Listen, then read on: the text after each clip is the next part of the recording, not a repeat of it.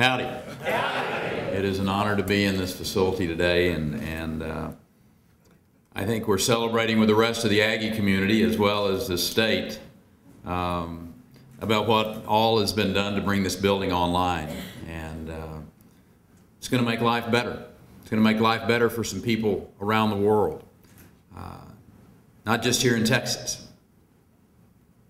And I'm pretty excited about it. It's the fruition guy of lots of conversations that we had collectively over the last few years. And, you think about the young scientists and the engineers and the technicians who are going to pass through this facility, Terry, and their hope is to build a brighter future. They will come up with new technologies that improve our livestock industry, Jim. New technologies to deliver medicine to the sick, new cures for worldwide diseases. It's pretty humbling when you think about the grand scope of what this place is all about. It's going to add fuel to an already rather hot fire that drives the Texas economy, Bill. It's going to facilitate ongoing collaborative efforts between the public and the private sector. Provided yet another place where Texas ideas get to grow into successful businesses and good paying jobs. Seems like it was only a few months ago since we were here opening this. You know, I mean, that old adage of time flies. I think about that. I think it will be 40 years this spring when Dr. A. Price explained to me that I really didn't want to be a veterinarian.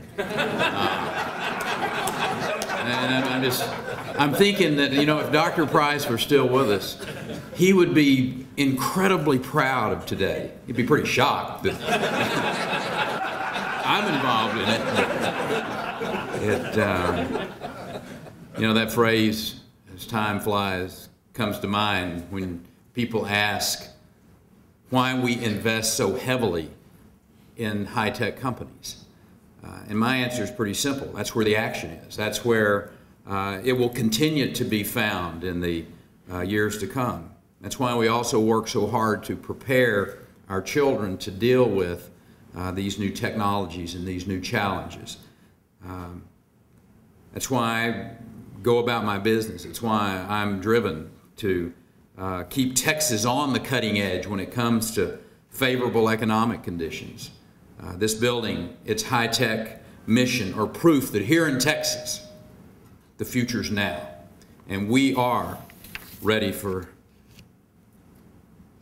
that future. We're ready to play that lead role in the development of new ideas and technologies and therapies. You know, say what you will about Texans, but we are an adaptable bunch, Wheezy. You know, you think about your family's history and the adaptation of that great, extraordinary, powerful Texas family to what it is today. You know, and a lot of people think about the King Ranch. They think about oil well gushers and natural gas being burned off at the wellhead. And you know, that's an appropriate picture of what Texas is. It's long been accurate because we still are the nation's leader in oil and gas. But our natural inclination toward innovation has also made Texas the nation's leader in adapting to renewable energy resources. Farm people like all of you in this audience know what we've done in the alternative energy side. Judge, you know, folks in Massachusetts might not realize, but we're the leading wind energy development state in the nation. As a matter of fact, we develop more wind, David, than any other, well, not just any other state, all but 4 other countries. That's the Texas way.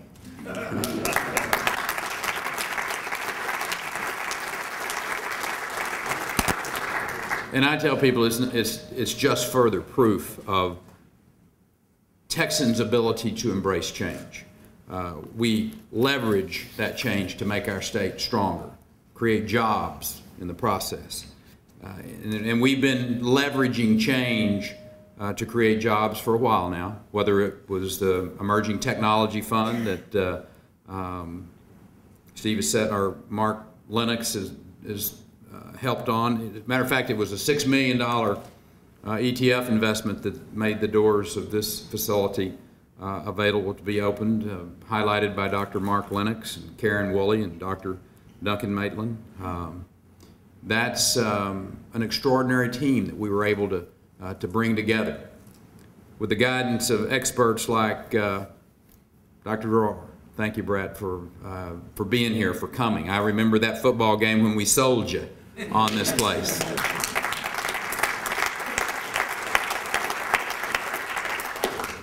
We've had Emerging Technology Fund interest into companies like Shape Memory Therapeutics that Dr. Maitland founded. And in turn, it's been his groundbreaking research with Shape Memory polymer materials that are going into those life-saving techniques to treat aneurysms.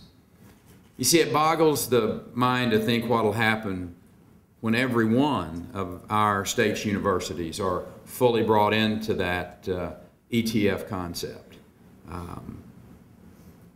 You know, House Bill 51 that has now become part of our Constitution, it was what was needed to move our research institutions, other research institutions, into that Tier 1 status. But it's the emerging tech funds that have been drawing investment from all across the country to our university since it was created back, I think, 4 or 5 years ago. Combining the motivating factor of these ETF incentives with the growing trend of tying commercialization to tenure. And you can then start envisioning, Morris, a state with no peer in converting bright ideas from some research laboratory into those jobs that manufacture products that improve lives. That's one of the reasons you came here, sir, because you knew that that was where you wanted to be, that this was the epicenter of that type of synergy that will change the world. Our efforts to improve education aren't just happening at the university level.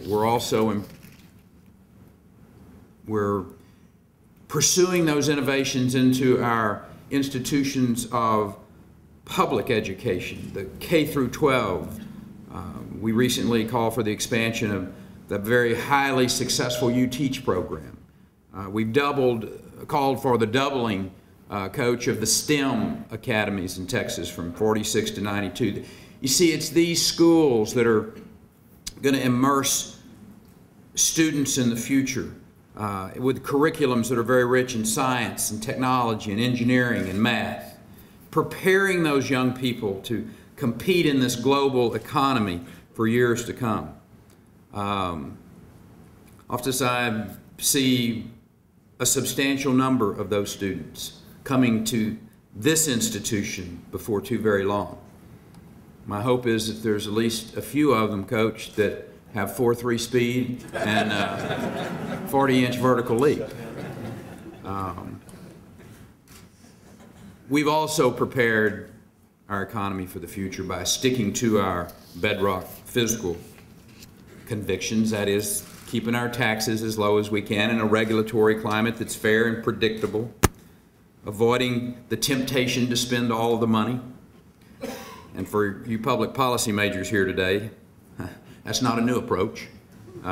It's just an old approach that's been put in place in this state, and it's made Texas a very attractive location. Companies are looking to Texas now to relocate or to expand their businesses. Entrepreneurs are looking to Texas as the land of opportunity. TIPS is now part of that movement, a contributor to the critical mass that will keep Texas at the nation's forefront of technology and job creation in times of recession and in times of growth. And I'm sure the growing roster of all-star talent at A&M that you all have assembled, that are in this room, you're itching to get to work. start putting this laboratory and conference rooms to good use, laying the groundwork for new companies, and new technologies, life-saving techniques. As you deal with the unique challenges of doing something that has rarely been done anywhere in the world, I encourage you to stay committed, keep your eyes on the big picture.